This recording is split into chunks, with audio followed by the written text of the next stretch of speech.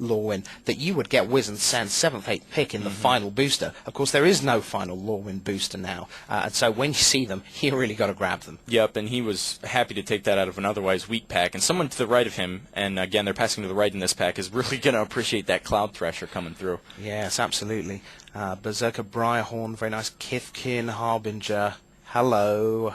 That Briarhorn and the Changeling Berserker there are both splashable. He got a Giant's Ire in the late in the first pack. Sometimes the Kithkin deck splashed the red for a little bit of reach. Not very likely. It doesn't look like he's considering the Changeling Berserker. Did get the Kithkin Harbinger. Sometimes you'll see players use that in the Kithkin deck.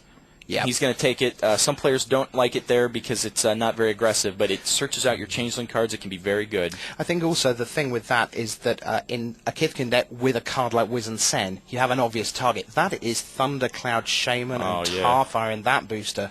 Oh man. What? Look at that red. I haven't seen. Oh man. And meanwhile, he looks at basically a vanilla card like Kithkin Greatheart.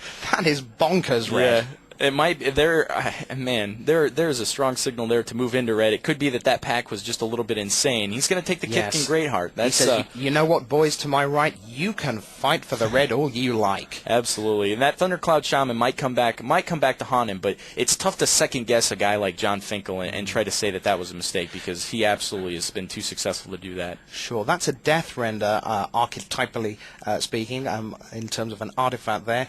A little Gold Meadow Dodger.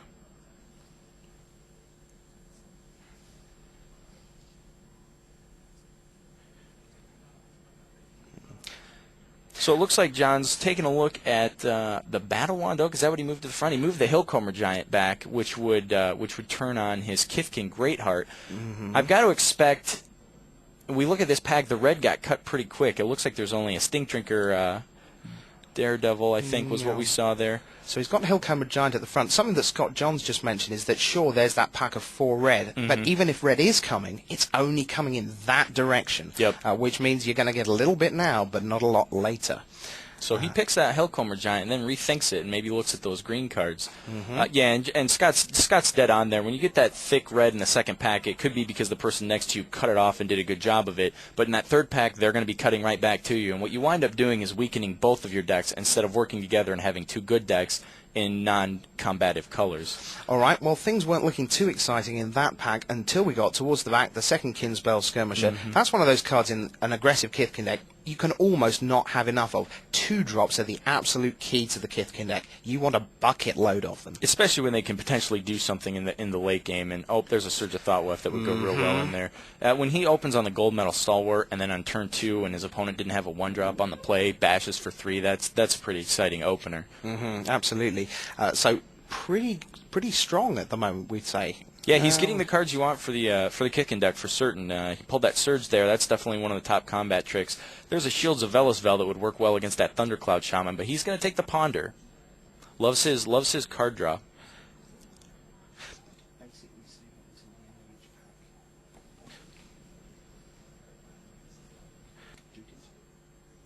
Looks like John's going to rethink that Ponder pick.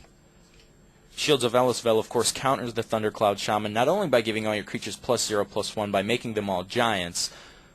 Now, it's usually a sideboard card, but it's worth noting that he took a second look at it. He did wind up sticking with the Ponder, though. Now, we're hearing from down on the floor that Ming opened a Johnny Goldmane in that pack. So, in fact, you've got 2 blue-white drafters next to each other, but it's in the nature of the set that the colors being the same doesn't mean you're drafting the same deck. They're drafting completely different archetypes. Yep. And when you see that type of thing in a tribal set like this, and we saw it a little bit before in Onslaught, it's not necessarily about just the colors that you're drafting, but what element of those colors you're drafting. So the cards John's looking for aren't necessarily even related to the cards that his opponent sitting next to him will be looking for. On the far side of the table, you've got Guillaume Waffatapa and Mike Rohn next to each other. Those 2 guys, there's a picture of them in the dictionary next to Imperturbable, and I'm sure they're navigating just fine. Another Kinsbell Balloonist for John there. Now, that's the kind of card you don't want too many of, because the 4 slot you want to keep pretty clear, because most of the time you want to be going, here's a 2-drop and a 2-drop on turn 4, rather than a single 2/2 guy. The Balloonist is pretty much a late-game card. Yeah, as I said before, it's one of those cards that gives the deck a little bit of reach, especially if you're in something like white-green. You don't have the type of burn, you don't have the type of push to get through, really. This pack, it looks like he's going to take a look at Senzair and Rune Stalactite. Going to take the Senzair. With the amount of Kithkin cards he's got, it really looks like he's putting together a pretty solid Kithkin deck. And having all those Kithkin spells can come back to benefit you in multiple ways in that third pack, but particularly with Kithkin Zephyronaut. The Zephyronaut, of course, the 2/2 kinship creature which can get flying and turn into Sarah Angel.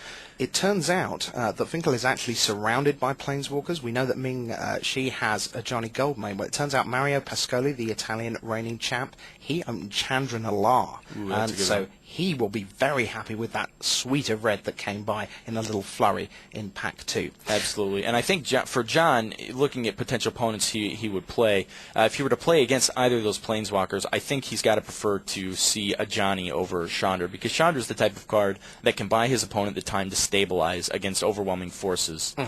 Last couple picks we're rounding up here in the second pack. Nath's Buffoon and Bog Hoodlums. Bog Hoodlums, incidentally, was the least loved card in the entire set. That's officially from Wizards. Somebody has to beat Bog Hoodlums. Nobody loves you, sorry. And on this Valentine's Day, what a sad story for that particular Hoodlums. Bless. We go to the deck, looking back at the cards he picked up. He picked up the Kithkin Greatheart and the Harbinger. Nothing real exciting to get with the Harbinger just yet. He does have that Avian Changeling, and of course a whole host of Kithkin creatures. The Surge of Thoughtweft might be a good pick for the Harbinger.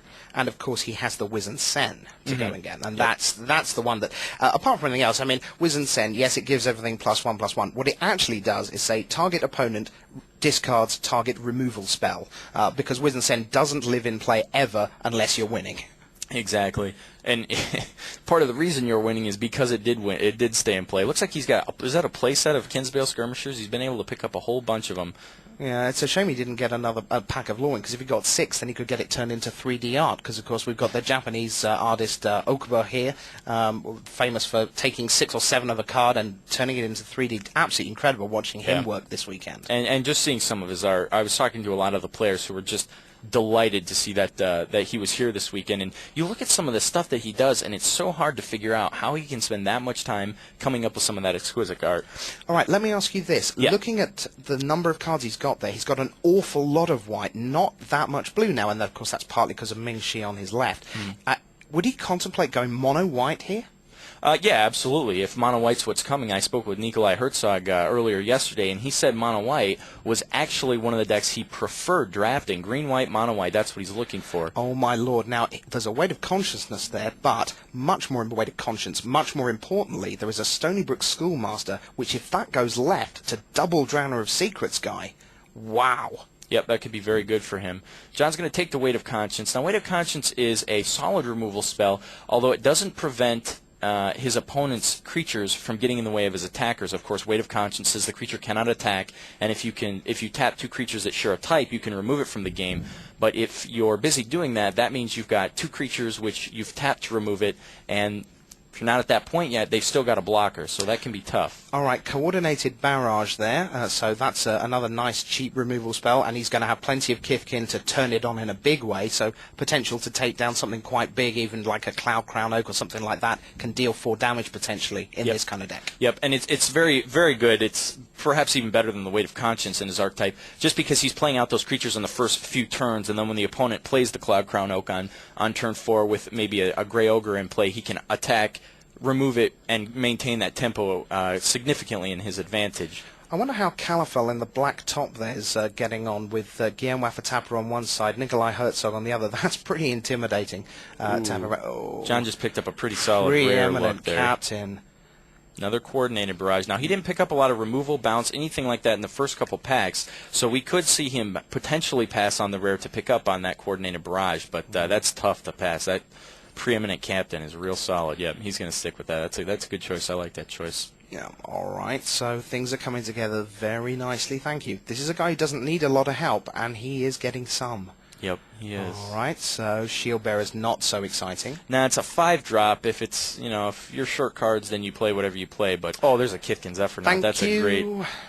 That's one of the top 2 Kifkin commons that really made that archetype a lot better. Of course, the other one being the Bombardier, which reinforces a creature for 2, or is simply a 2/2 flyer, which you can't do wrong with. 0.38 of a Serra Angel. Exactly. So Kifkin's Effernaut, as I said before, that's going to be real solid in his deck with the number of Kifkin cards that he's drawn. And again, Stoic Face as always, John not giving any information away about whether or not he's excited